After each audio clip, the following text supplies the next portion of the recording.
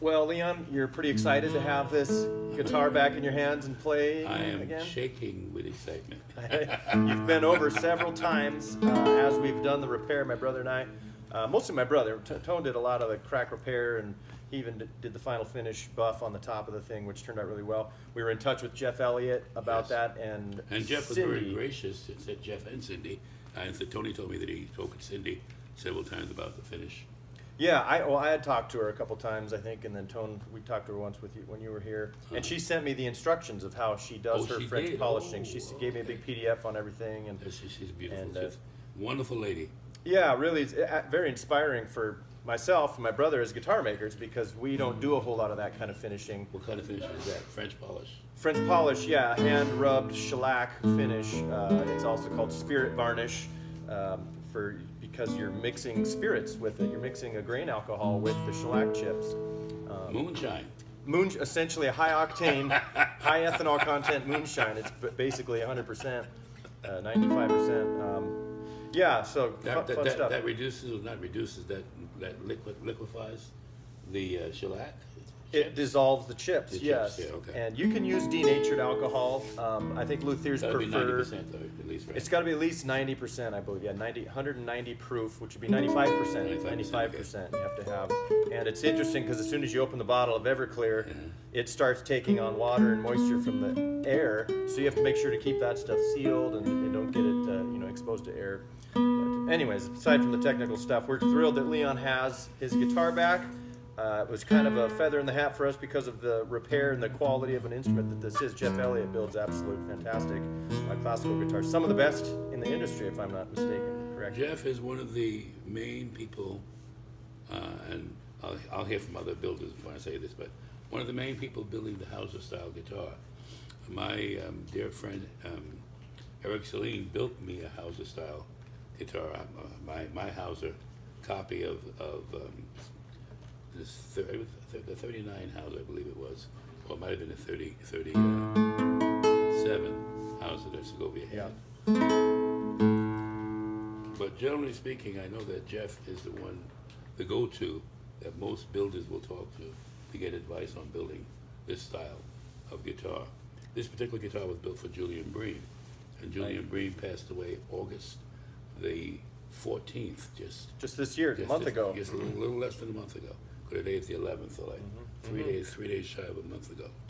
And this guitar was built for Bream with hopes that Bream would take it. I'm very grateful that he didn't. But Jeff put a dedication inside the guitar on the top. Oh, on the top side. inside of there, yeah. That you have to use a light and a mirror to read. I don't remember if we got it inside that or look at it, but yeah. And then he named it after his girlfriend at the time, now wife, Cindy Burton. And I came along and played 4 notes on it. If I should mention that Michael Lorimer told me about Jeff Elliot. Michael is a wonderful guitarist, student of Segovia's also. And his career was really just taking off really incredibly well at that point in time. He had publishers that were putting out his transcriptions of things. And he told me about him, and I happened to be near Portland, so I went and I met Jeff and Cindy, and I played 4 notes on this guitar and knew I had to own it. And he said, well, I think Bream's going to come back. I hope he's going to take it. So I'll be back in a week with the money. With the I money. went back and got the guitar. Oh, very cool. Yeah, and that was 12, no, that wasn't 12, that was in the 80s. That was in 81. 81, that's right. So you've had that guitar for 20 years then, or more, before it got stolen then, Yes. 12 years ago. I did many performances on this guitar, many concertos with different orchestras. Locally, I played this guitar, I believe it was this guitar, with the Spokane Symphony when I did concertos with them. Who was conducting at the time, do you remember? Yeah, Fabio Michetti, Okay. the Brazilian Oh, the Brazil, okay, nice. composer, Yeah. I mean conductor. Yeah, Fabio Michetti was the conductor then. Well, it sure sounds pretty. I was playing it a little bit last night, and I mean, each note on this thing just rings and This is the same. swells. Yeah.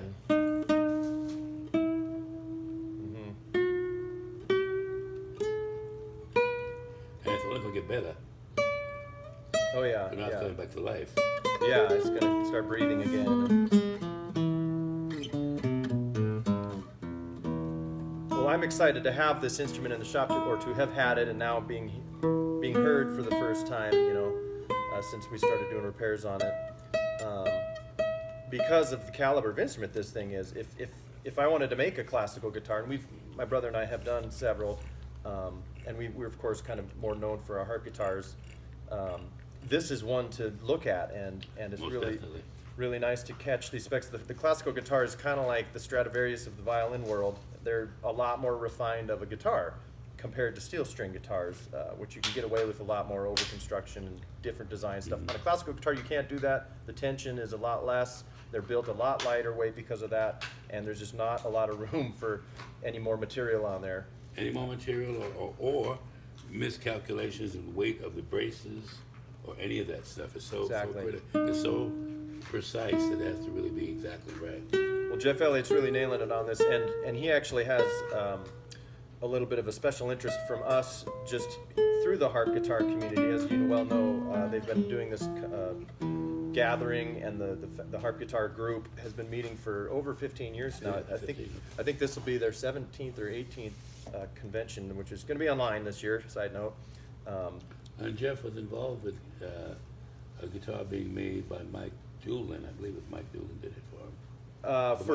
For Muriel, yeah. But before that, before we go to that one, he built the guitar John for Doan. John Doan, Right. and that was the classical styled harp guitar. But it's still John Doan's a steel string player, so he had a steel string neck on it with nylon subs. So it's a little bit different, but Jeff Elliott really, he pioneered that instrument. I played that instrument. I stayed with John Knowles, John Doan. There's a John Knowles still. There's John Knowles. But John Doan and his wife, and I played that guitar. Yeah. It's a lovely, lovely instrument. Mm-hmm. And Jeff is a master builder. Yeah. So we've heard the story about John Doan's harp guitar for years and years, and it was finally now we got to call him up and I connect talked to with Jeff, him and yeah. talk to Jeff himself, and was just really thrilled and tickled to be a part of that. So shout out to Jeff Elliott. I think it's ElliottGuitars.com is his website. And you're talking in the story about how the first luthier was contacted by the guy that won the auction, whose name is Jack. And thank you again, Jack. Jack is the winner of for the your auction. understanding. He called Kerry Shar, the luthier Kerry Shar, In Portland also. in Portland, who my brother and I also happen to know through the Harp Guitar Convention, and he was the one who contacted Jeff Elliott That's then right. after that. And then Jeff just went to town and got a hold of me. Yep, and that's how the circle kind of got closed, and it came back to the rightful owner. So thank you, Kerry Shar. I think that's charguitars.com, Tone, am I mistaken on? CHAR guitars.com. ElliottGuitars.com. It was Goodwill was the auction, and they were very nice to work with for you getting back this piece as well. And of course, Tonedevil Guitars. That's where the repair was done here in our factory, our little facility up in Sandpoint. Now that play this guitar is just Coming to life in your hands already, I can tell.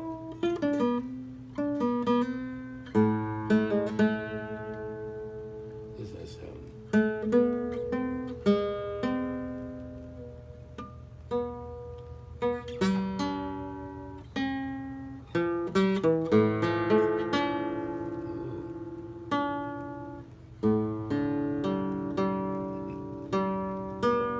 There it is. Oh, the B, yeah. Yeah. That composite G acts weird too. I love that composite G. Yeah, yeah, it was different. I think it was slipping up or something. It would get sharp.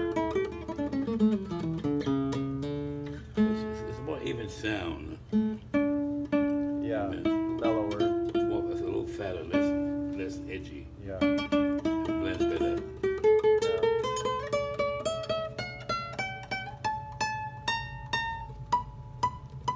Up Right above on the the fingerboard. You get up into the D there.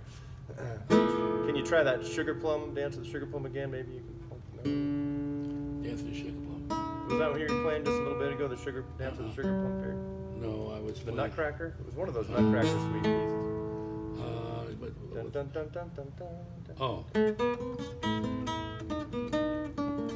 Was that playing that?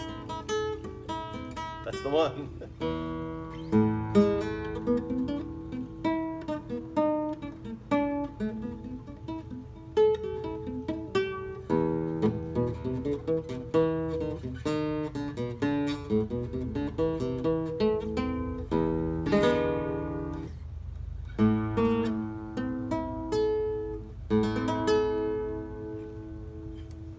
Very nice. Very nice. Thank you, guys. Especially, thank you, Tony. Thank you, Dave. You're welcome, Leon. Fun stuff. Fun project.